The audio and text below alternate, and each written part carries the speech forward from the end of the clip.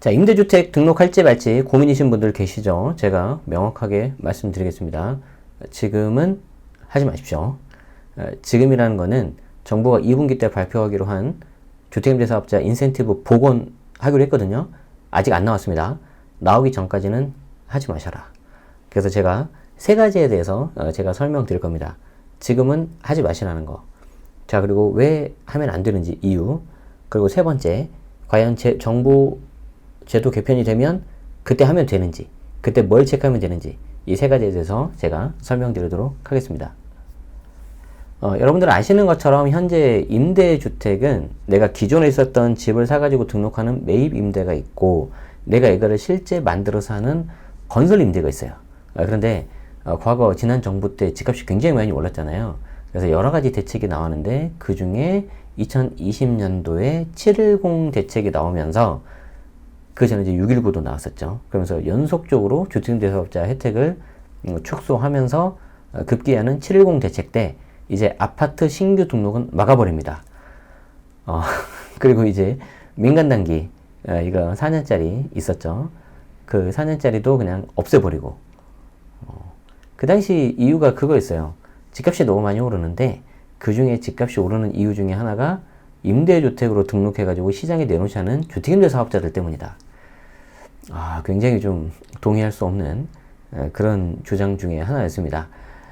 일부 영향을 미치는 게 있겠지만 그 자체로 전부 다 그렇게 주택임대 사업자들을 매도한다는 것 자체가 좀 저는 개인적으로 좀 아니다라는 생각이 들었고 100번 양보해서 그 말이 맞는다고 했을 때 그러면 아파트는 집값이 오르니까 신규 등록을 막아버리고 그 외에 빌라나 오피스텔은 놔둬도 된다는 거냐 라는 생각이 들었던 거죠. 그래서 이제 실제 그 이후에 빌라 오피스텔 쪽으로도 많이 오르고 지금은 이제 좀 많이 조정이 됐지만 그런 게 있어요.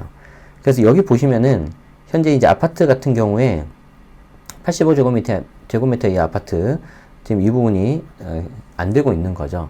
여기에 대해서 이제 신규 등록을 허용하고 인센티브를 좀 복원하겠다 이건데 아직 지금 이 내용이 나오지가 않고 있습니다.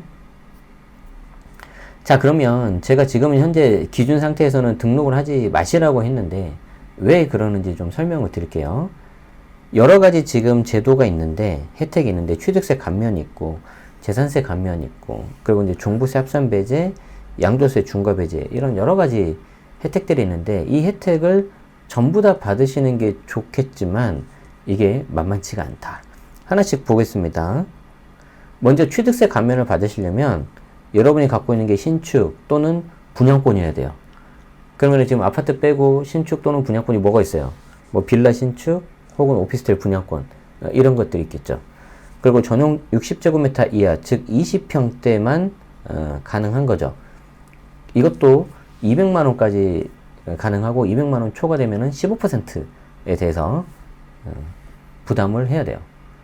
전용 60에서 85 넘는 30평대도 가능은 합니다. 50% 취득세 감면이 되기는 돼요. 그런데 이걸 하려면은 무려 20개나 등록을 해야 됩니다. 요즘 같은 상황에 누가 20개를 등록할 수 있을까? 그럼 결론이 딱 나왔죠. 빌라, 신축 혹은 오피스텔 분양권에서 20평대 정도만 내가 등록이 가능하다.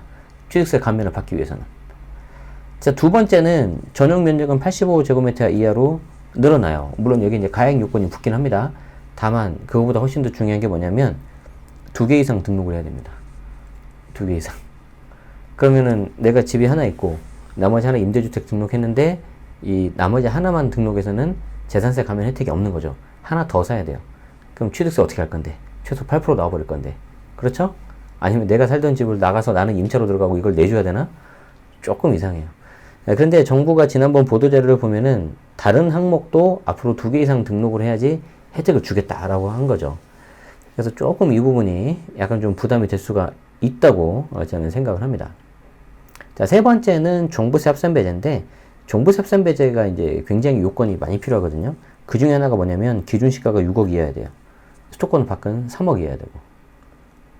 그러니까 우리 지방 같은 경우에도 대구, 부산 이런 데 기준시가 3억 넘는 거 많이 있단 말이에요.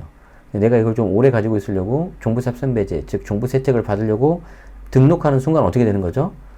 혜택을 못 받아요. 진짜 조심해야 됩니다.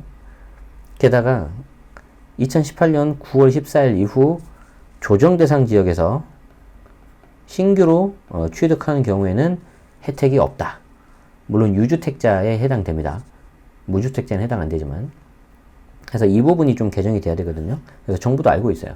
그래서 이런 부분들을 개정을 해가지고 인센티브를 복원하겠다라고 한 게 23년 2분기, 즉 6월 말까지 돼야 되는데, 제가 지금 이 영상을 녹화하고 있는 날짜가 6월 초입니다. 아직까지 안 나오고 있습니다. 그리고 중부섭선배제 같은 경우에는 지금 등록하면 10년 의무임대 가져가야 되고요. 중간에 5%만 올릴 수가 있다. 재계약할 때마다. 게다가 부기등기, 보증보험, 각종 공적 의무사항을 다 지켜야 되는 거죠. 그리고 마지막 양도세 중과배제가 있는데 종부섭선배제 내용하고 거의 똑같아요. 그런데 양도 당시에 비조정이면은 중과배제 이거 받는 거 무슨 의미가 있겠냐. 근데 10년 후에 어떻게 될지 알아요, 몰라요? 모르죠. 그러니까 굳이 내가 이거를 무리해서 지금 등록할 필요가 있을까라는 게 제 개인적인 생각이라는 거죠. 그럼 정리를 해봅시다. 내가 이 해당 내용 전체에 대해서 뭔가 혜택을 받고 싶어요.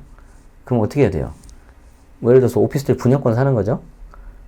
그렇게 해가지고 내가 등록을 하면 취득세 감면이 되겠죠?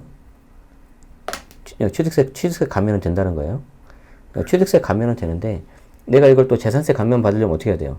오피스텔 내가 하나 더 사서 2개를 등록해야 되는 거죠. 그렇죠. 100번 양보해서 2개 이상 등록을 했다고 해봐요. 그리고 나중에 내가 종부세 합산배제를 받는다고 해봅시다. 종부세 합산배제 받으면 그래도 좀 괜찮겠죠. 다만 입주장 때 내가 전세 금액을 좀 낮게 해가지고 들어갈 거잖아요. 나중에 이게 가격이 좀 회복된다 해서 하더라도 나는 5%밖에 못 올리는 거죠. 자, 그리고 나서 내가 나중에 10년 지나서 판다. 그랬는데 조정 대상 지역이 아니라 비조정 대상 지역이다. 그러면 양도세 중과배제 혜택 무의미한 거죠. 장기 보유 특별공제 받을 수 있지 않습니까? 그거는 지금 해당이 없어요. 건설 임대만 해당이 된다.